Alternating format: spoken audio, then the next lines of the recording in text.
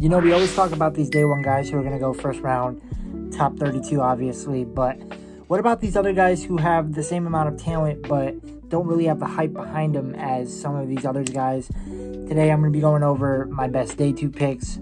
Some of these guys could definitely be day one picks. You'll see on the list, but these are just, my top guys that could definitely slip through the cracks and fall later down the draft than we expect. Coming up first, we got Amarian Hampton, running back out of North Carolina, the 6', 220 junior. What if he falls to the second? Because it's a sure possibility. I think Hampton has great speed. He has good balance power. He accelerates fast. He hits holes. He was rarely caught when I was watching film. I think there was a handful of times I think I've seen him get chased down and tackled.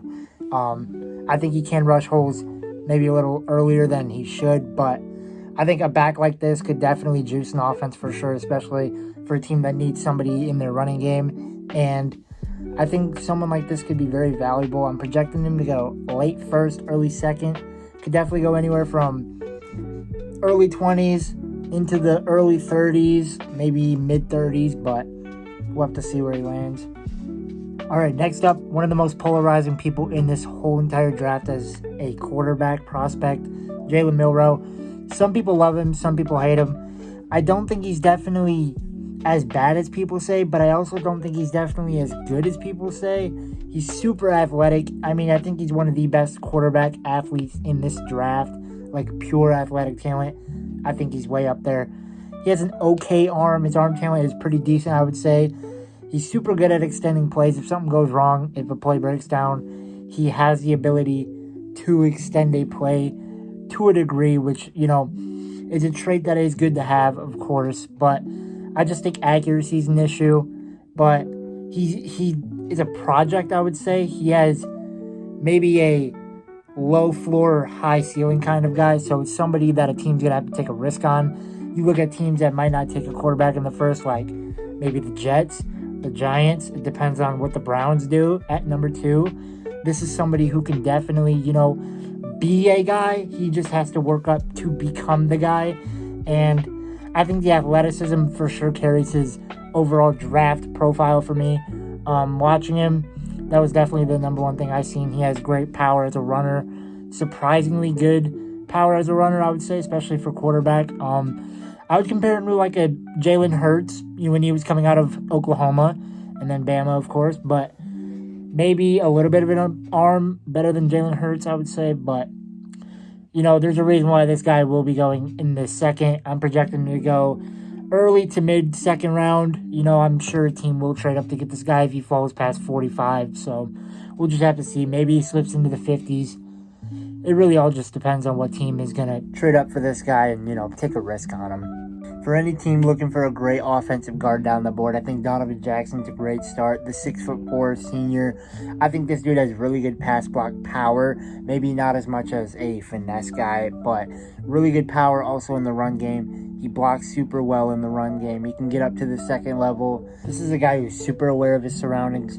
He's hard to move off the ball. The defensive pass rushers can't just bull rush their way through this dude. This is a big dude we're talking about. You want to talk about a big guard? 6'4", 320. That's insane for an offensive guard. And I think he will play offensive guard, maybe tackle.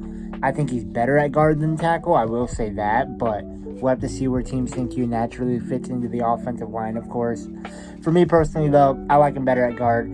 I'm projecting him to go early to mid-second round. I think this guy's a steal down the board, of course.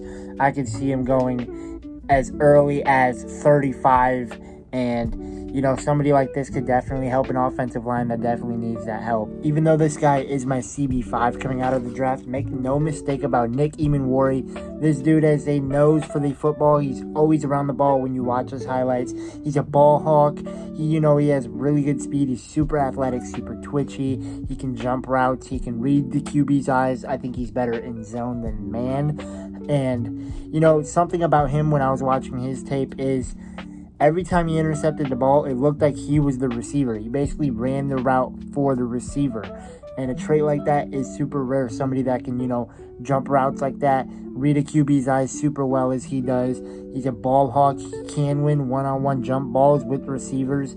And this kind of corner is super valuable, especially down the board.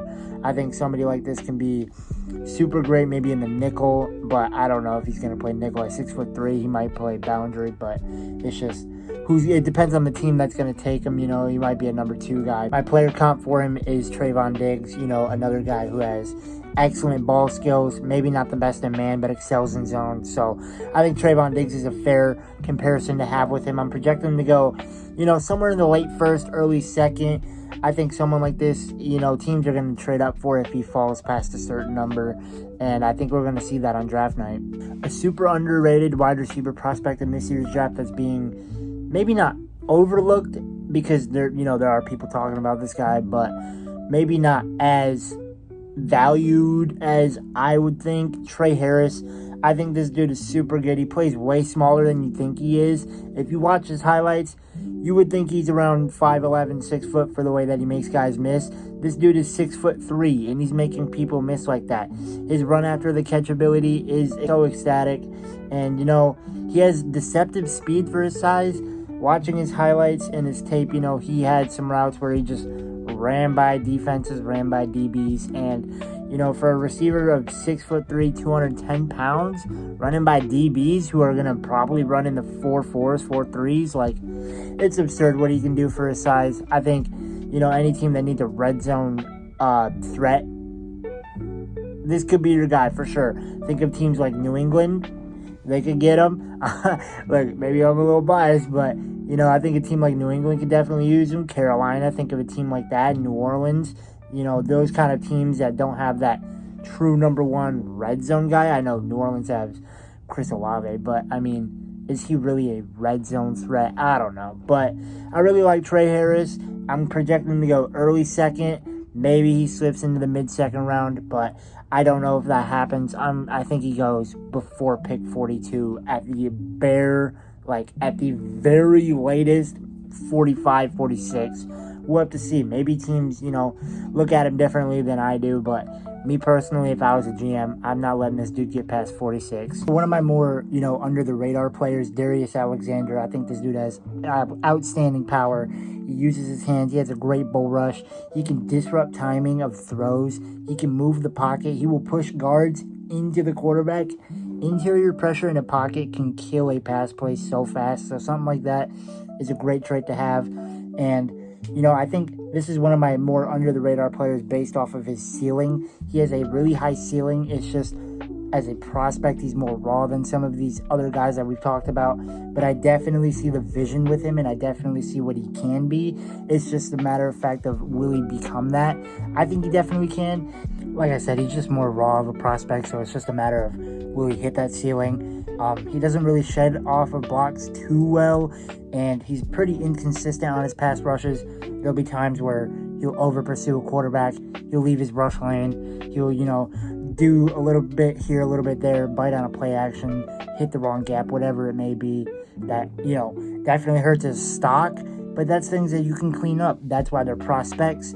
That's why they're being drafted. That's why they're going to be coached. So I think it's easily, cleanable for him. And I'm projecting him to go mid to late second. If it wasn't for that ceiling, I think he would be lower. But like I said, that ceiling is pretty high. That's why I have him going where he is. All right, that's going to do it for today. If you guys got any under-the-radar prospects you want to, let me know about, put on my radar, leave them below in the comments. I'll check them out. Let me know what you guys think of where I rank these guys, what would you do differently, And sorry for not posting yesterday. Loki just didn't want to, but we're back at it. So subscribe, like, share to your grandma. Maybe she likes the draft. I don't know, but go Pats.